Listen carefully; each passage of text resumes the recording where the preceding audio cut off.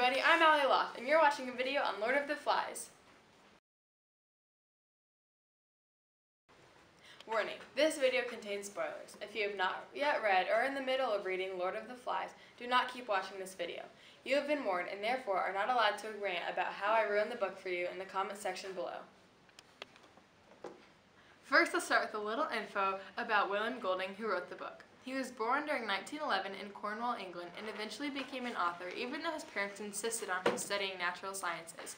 In 1940, he served in the British Navy during World War II, and many of his experiences with the bloodshed and terrors of the Second Great War inspired some of the more grueling circumstances that are presented throughout the book.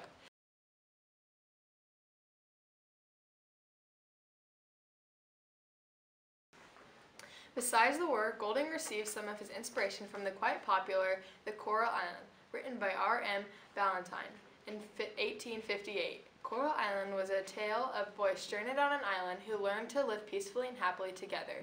Golding took this idea from what the boys would do if they were alone on an island and flipped it almost completely around. Lord of the Flies started when a bunch of British schoolboys, presumably from high society, were playing wrecked on an uninhabited island. A boy named Ralph calls all the other boys scattered throughout the forest together for a meeting using his conch shell. Another older boy comes along whose name is Jack, and he is put in charge of hunting after he loses the election for chief to Ralph. As the course of the book continues, the boys start caring less and less about things like signal fire or shelter and become more consumed with the fear about a so-called beast who lives on the island and haunts them at night. The book gets darker and filled with more violence when Jack splits off from Ralph's group and starts his own tribe of painted-faced savages. More and more boys start joining Jack's clan, and soon Simon and Piggy are dead because of the tribe's violent ways.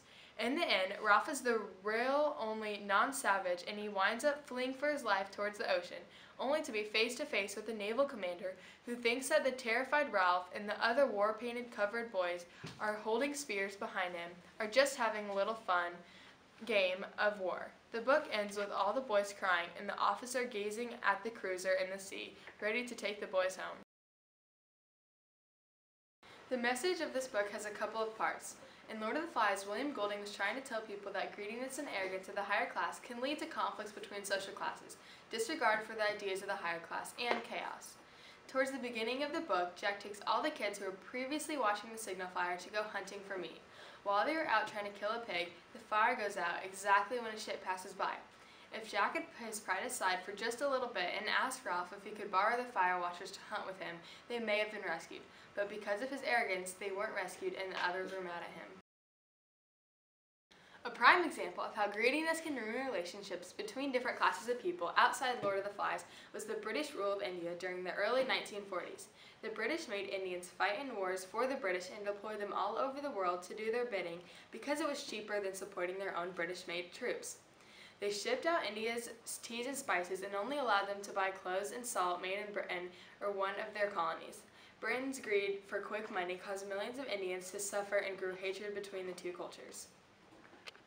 Besides the all-around growing hatred between Jack and Ralph, Jack begins to hate the rules Ralph made up. He didn't believe that he had to obey them because he thought he was just as good or even better than Ralph. He was the picture of arrogance. The dictionary defines arrogance as follows: arrogance, having or revealing an exaggerated sense of one's own importance or abilities. An example of Jack's arrogance was at a meeting when Jack speaks to Ralph saying, "And you, shut up. Who do you think you are anyways? Sitting there telling people what to do? You can't hunt, you can't sing. Bullocks to the rules." Golding was trying to communicate that when people feel that they are better than another person, they are not as willing to obey orders and follow rules that person makes. This can have extreme drawbacks because if that arrogant person does start leading and is actually not as good as the leader as they think they are, things can go horribly wrong. When the Zhou dynasty defeated the Shang dynasty in 1046 BCE, they made people believe in something called the Mandate of Heaven, which said that there could be one ruler of China who could rule as long as the ruler was in favor with the gods. Some rulers abused this power they had and only ruled for their own selfish gains, spending tons of money on clothes and decorative palaces. If they did this, the Mandate of Heaven declared that people were allowed to rebel, and they sure did. After the Zhou dynasty leaders became corrupt, a rebel who thought he could rule better and more fairly than them started the Qin dynasty, which later became corrupt, just like the Zhou dynasty did. In 206 BCE, a rebel leader destroyed the Qin dynasty and started the Han dynasty. The cycle of people who think they can do better, but actually fail, continues until today.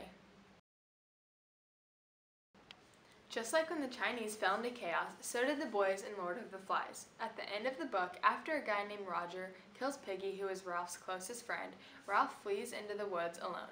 Everyone besides him has joined Jack's clan and painted their faces and bodies. He finds out from two boys that there is to be a hunt tomorrow, but not for pigs, for his own flesh. Jack has a hatred and such a disregard for Ralph as a human being that he is prepared to purposely kill him. If you were paying close attention at the beginning of the video, you remember that he wasn't killed and a naval officer intercepted him before the other boys could get to stick a spear through his noggin. I believe that Golding was trying to teach us all a lesson, that greediness and arrogance of the higher class can lead to conflicts between social classes, disregard for the ideas of the higher class, and all-around chaos. Thanks for watching. I'm Ellie Loth. Enjoy your day. Outside Lord of the Flies was the British rule of India during the early 1940s. The British made Indians fight in wars for the British, deployed them all over the world,